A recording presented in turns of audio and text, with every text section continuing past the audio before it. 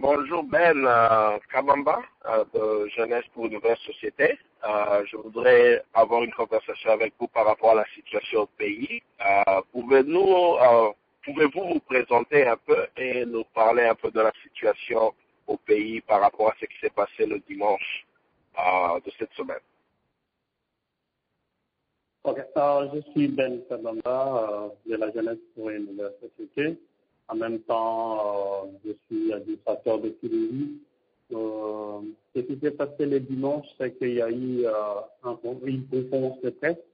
Après l'atelier, en fait, il y avait un événement où il y avait atelier samedi et dimanche, conférence de presse. Et le même dimanche soir, un concert public avec les amis de Yanama, les citoyens de Burkina Faso et les artistes locaux. Et c'était à Tchangou, dans la commune de Massina, sur la ville d'Idepes, au studio de Elo Komakai. Et de là, j'étais parmi les conférenciers. Donc, il y a eu 4 conférenciers. Il y a eu moi, Ben Kabamba, il y a eu Fadel Barro de Sénégal, de Yanama. Il y a eu Ibi Ouedraogo de Burkina Faso, les citoyens. Il y a eu Fred Baouma, qui était de Céline Dessi, mais il est actif dans Lucha. Et on a tenu la conférence de presse juste 2, 3, 4, 5 minutes après, à la fin des conférences, il y a eu des militaires, police militaires ils ont débarqué sur terrain avec des armes, des kalachnikovs et d'autres personnes en tenue civile. Et ils ont commencé à embarquer les gens en demandant: toi, tu es congolais? Bon, c'est pas ça. Ils ont pris tous les membres donc ils ont pris le gens d'Yanamar, ils ont pris Aliou Sané, ils ont pris Malal Talal, qu'on appelle Fou Malad, ils ont pris Fadel Barro, ils ont pris Sibi Ouedraogo de Balai Citoyen, ils ont pris Baouma Fred de Goma, ils ont pris des journalistes, 3 journalistes de presse internationale, ils ont pris un diplomate américain au nom de Kevin. Il travaille à USAID, il est le directeur du Bureau des droits de l'homme et démocratie et bonne gouvernance. Ils ont pris les propriétaires du studio Elo Komakai, Alain Canon, donc ils sont des copropriétaires. Ils ont aussi pris donc un sujet français, Alain Canon. Ils ont aussi pris Light Mike, qui est un sujet congolais, qui est co-directeur avec Alain Canon. Ils ont pris aussi des artistes sur place. Ils ont aussi ramassé quelques vingtaines de personnes. Ils ont pris une trentaine de personnes. Ils sont partis avec. Voilà ce qui s'est passé le dimanche. Quel était le but de la conférence de presse que vous aviez tenue ce dimanche? Okay. La conférence de presse avait pour objectif de faire appel à la jeunesse sur leur engagement citoyen, où on voulait dire à la jeunesse: la violence ne résout rien. On a brûlé les bus des Transco en janvier pendant les manifestations. Alors on voulait appeler à la conscience parce que on était en train de partager l'expérience avec les amis des ballets de Yanama. À chaque fois, ils revenaient là-dessus pour dire: la violence ne résout rien. La violence ne résout rien. Et on revenait là-dessus. Notre conférence peut-être avait pour but de responsabiliser les jeunes, de les appeler à être plus responsables et de ne pas utiliser la violence. Et d'obtenir un engagement citoyen et aussi de dire qu'il y a un concert le soir. Ok. Et par rapport aux gens qui ont été arrêtés, avez-vous des informations sur ceux qui ont déjà été libérés ou leur situation pour le moment? Oui, on a libéré Alain Canon. Il a il s'est justifié en disant que lui n'était pas impliqué dans le projet. Le projet lui a été présenté comme des clients en fait. Filimbi les avait contactés comme clients pour réaliser les concerts. Et c'est ce qui s'était passé. On a libéré Alekanon. On a libéré presque, tout le blanc. Kevin était libéré 3 ou 4 heures après, le dimanche même là, le soir, le diplomate américain. Alain Canon est libéré les jours suivants et puis tous les journalistes étrangers, on les a libérés. Même les Congolais, par exemple, qui travaillaient avec BBC, les reporters, il est congolais, mais il travaille avec la média internationale, on l'a libéré. Mais tous les Congolais qu'on avait arrêtés, on les a encore gardés. Il y a un seul qu'on avait libéré, il a des liens avec les gouvernements, des gens dans le gouvernement. Ils ont intervenu pour lui, on l'a libéré. Mais tous les autres, y compris Eric, journaliste de Athéna, il est toujours détenu et tous les Congolais sont détenus. Et Burkina Faso, Sénégal, les jeunes, ils sont toujours détenus jusqu'à présent. OK. Et la question que les gens se posent, qui n'était pas arrêté et comment vous n'avez pas été arrêté et comment vous avez échappé à cette situation?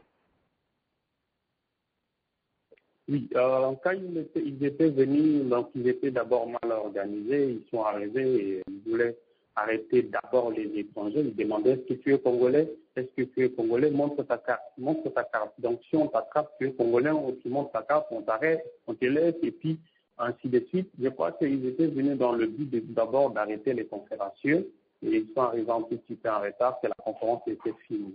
Maintenant, j'étais avec Fred. Fred, il a été arrêté parce qu'il détenait une caméra. Donc, quand ils sont arrivés, ils ont d'abord commencé à rechercher les étrangers, que ce soit blancs ou congolais, on a tous embarqué. Il y a eu une vingtaine de presses internationales, ils ont embarqué presque, et ils ont commencé à libérer là dehors, et puis ils sont partis avec ce qu'ils étaient partis avec. Maintenant, Fred était à côté de moi. On lui a arrêté parce qu'il tenait une caméra. Donc, après avoir arrêté les étrangers, ils ont commencé maintenant à arrêter tout le monde qui avait une caméra ou un appareil téléphonique ou un appareil photo qui pourrait prendre ne serait-ce qu'une image. Donc, ils les ont tous embarqués, alors ils sont partis avec. Donc, c'est un peu comme ça. Et moi, vu que je n'avais pas de téléphone, et puis j'étais trop discret, et ils m'ont pas arrêté, comme d'autres membres, comme Floribert, comme Yangou, on ne les a pas non plus arrêtés. Donc, juste après qu'on devait se déplacer. Maintenant que vous êtes, soi-disant, libre un peu, êtes-vous en sécurité, êtes-vous recherché et quelle est votre situation sécuritaire pour le moment? On est rentré dans la clandestinité, tout le monde le sait. Le ministre de la Pêche a présenté le mouvement comme un mouvement terroriste, où on était en train de... On a même vu le journal Africa News qui a parlé de... qu'on était en train de fabriquer de cocktails Molotov. Donc l'expérience de Yanama, c'était en train d'apprendre aux jeunes Congolais de fabriquer des cocktails Molotov. Et puis, le groupe L'Avenir, RTGA, qui présente qu'il y avait des terroristes.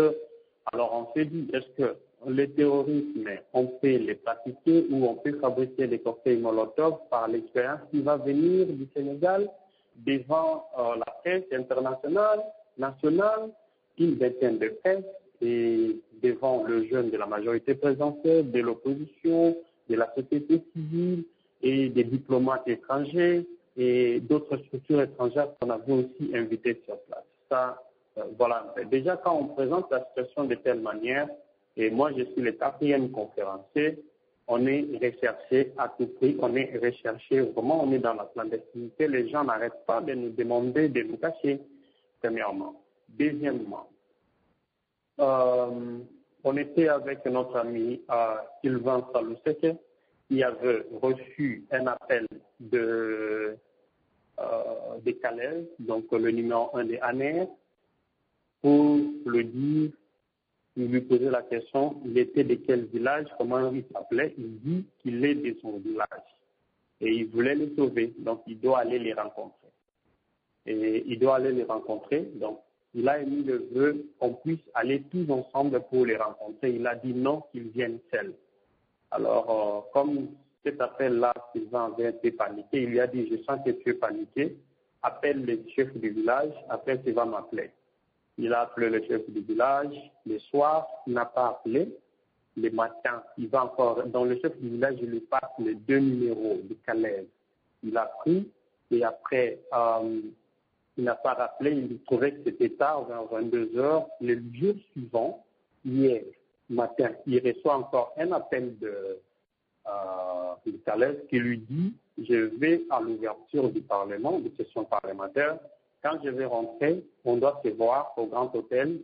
Et puis, je te dirai quoi. » Il est parti. Quand il a fini, il a rappelé Sylvain pour lui dire « Je suis prêt à me retrouver au Grand Hôtel dans 1 heure parce qu'après là, je serai au bureau. Je ne veux pas qu'il soit trop tard. Et est-ce que tu seras prêt à quitter le pays automatiquement parce que je ne veux pas qu'il soit trop tard et qu'au village qu'on me dise je ne sais pas protéger. » Et on était aussi obligés, nous, de nous déplacer de là où on était parce qu'on a senti maintenant le danger parce qu'on a voulu sauver les leurs. Après, nous, c'est du sacrifice. C'est comme cela qu'on s'est déplacés tous ensemble. Il a pris un taxi, il est allé. On a perdu son contact, rien de tout jusqu'à présent. Donc, on est rentré dans la clandestinité. On est à la MONUSCO et la MONUSCO ne dit presque pas grand-chose. Les centres capteurs, pas grand-chose. Donc, maintenant, on sait quoi faire et où aller. Alors, à un moment, on s'est dit, peut-être qu'on doit se livrer directement. Comme tout le monde le sait, on va appeler la presse et puis on va aller se livrer à la mer. Sinon, on ne peut pas vivre. Pas d'argent, pas où on peut nous recevoir et tout. Vraiment, la vie est difficile. Et la sécurité fait que nos vies sont maintenant entre nos mains. Voilà. Nous avons travaillé pendant des années. Tu sais qu'il y a des gens dans le monde qui supportent le mouvement des jeunes Congolais qui veulent changer leur pays. En ce moment de crise et de difficulté, quel est le message que tu veux que les gens qui écoutent cet audio puissent faire pour vous aider sur terrain et pour participer à votre protection? Donc, quel est le message que tu as pour le monde entier qui t'écoute à ce moment? Le monde entier doit aider le Congolais et faire pression sur le gouvernement congolais d'abord, premièrement, à respecter les vies humaines, à respecter les droits de l'homme. Et deuxièmement, la lutte est encore dure et tout, et de nous aider à faire un maximum de bruit et à demander, à augmenter la pression pour obtenir la libération, non seulement des amis de Yanamar et des balais citoyens, mais de tous les Congolais aussi. Parce que c'est du mensonge. Ce qui se passe, c'est du mensonge. Nous avons demandé à rencontrer les autorités. Il n'y a pas de suite. Nous avons les termes de référence, les programmes. Nous avons des vidéos de tout ce qui s'est passé. Donc, il y a rien de suspect dans tout ce qui s'est passé. Mais nous ne comprenons pas la ligne où ça va. Avec cette situation, alors nous demandons que tout le monde puisse s'impliquer vraiment pour obtenir la libération de nos amis qui sont arrêtés illégalement, qui ont été enlevés en fait. Ils se trouvent à l'ANR, nous avons des confirmations qu'ils sont à l'ANR, à l'Agence nationale des renseignements, qui puissent nous supporter moralement et puissent faire pression et s'organiser pour obtenir la libération de nos amis, premièrement, et puis troisièmement, donc la dernière chose, c'est moi personnellement, avec les amis avec qui je suis, on est à 5. Et si on peut nous aider, premièrement, pour obtenir même une sécurité minimum, de se déplacer de ces pays pour même 1 mois et puis revenir, parce que nous, on n'est pas appelé à aller à l'exil, mais se déplacer pour même un mois ou un petit temps. Et puis, on doit réajuster nos revenir encore sur le terrain pour travailler. Et je crois que ce serait là le message. Notre plus grand souci, c'est le respect des droits de l'homme, respect des vies humaines, dire des vérités. Des autorités comme l'Inde ne peuvent pas dire des vérités, c'est des mensonges. Et ils doivent apprendre aussi la moralité. En plus, nous, on plaire beaucoup plus pour la libération en fait, et la liberté de nos amis qui recouvrent la liberté. Et nous-mêmes aussi notre propre sécurité. Donc, se déplacer d'ici, même ce soir, ce serait très bien avant qu'il ne soit trop tard pour nous. Donc, la situation est connue de tout le monde. Okay. Et la dernière question que j'ai pour toi, c'est par rapport à ce que la presse internationale est en train d'écrire. Plusieurs journalistes sont en train d'écrire que le diplomate américain a été arrêté. Ils sont en train d'écrire le contexte de l'événement étant un événement sponsorisé par les Américains, l'ambassade des États-Unis qui continue à dire cela.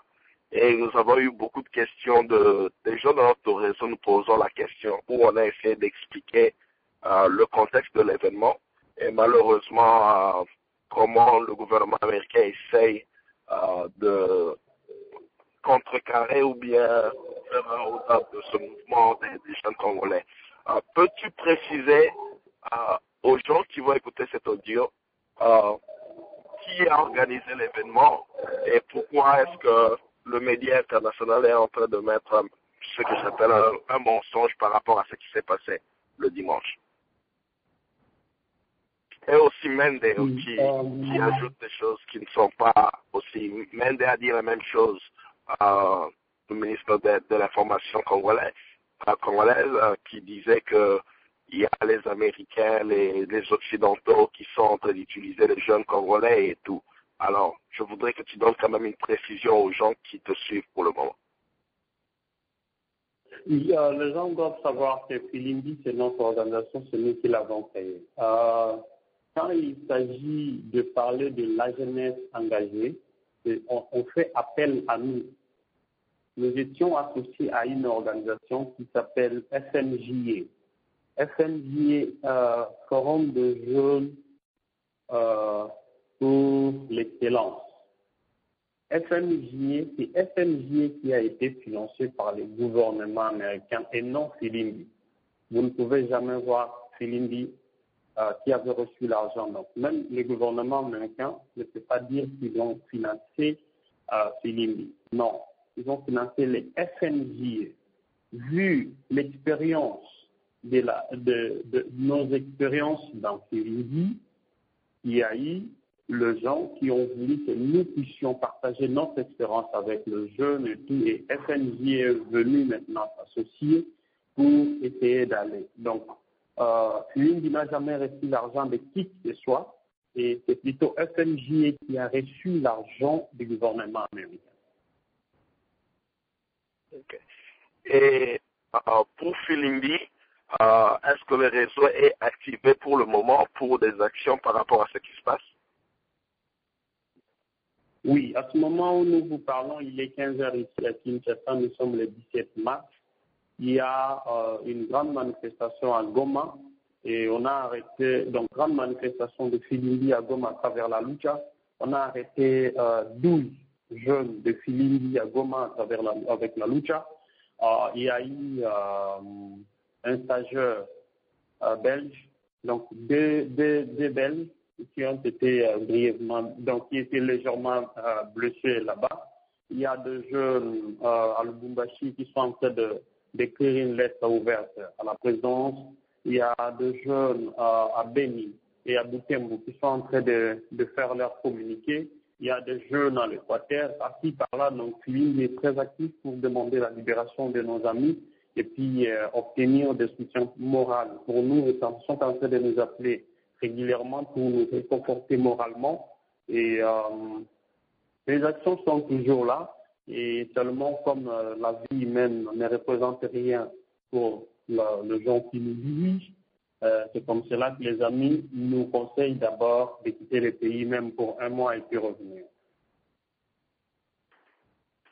Ok. Merci, Monsieur Ben Kabamba, pour ce message. Nous allons partager ce message avec nos réseaux, les contacts médias que nous avons. Et bon courage, gardez contact, faites-nous signe comment la situation se passe et nous continuerons à faire passer le message dans le monde qu'on est en train d'opprimer les jeunes Congolais qui veulent le changement de leur pays. Merci beaucoup, Monsieur Ben Kambaba. Ok, c'est moi qui vous remercie. Nous vivons maintenant grâce à votre soutien parce que c'est clair, nous sommes l'ennemi public de l'État à ce moment parce qu'on veut éveiller la conscience des jeunes. On parle avec un jeune pour dire la loi électorale a été modifiée, mais il vous pose la question, maintenant la Constitution a été changée, pourquoi? Vous voyez, on ne veut pas que la jeunesse reste dans cette situation. Maintenant, pour éveiller la jeunesse, nous sommes considérés maintenant comme les ennemis de l'État. Mais si on avait pris les armes pour tuer les gens ici, on serait remercié demain pour être ministre ou ADG quelque part. Je vous remercie. Nous vivons grâce à vous à ce moment. Et tous vos soutiens moraux et tout, nous en avons besoin pour survivre. Ok, merci bien.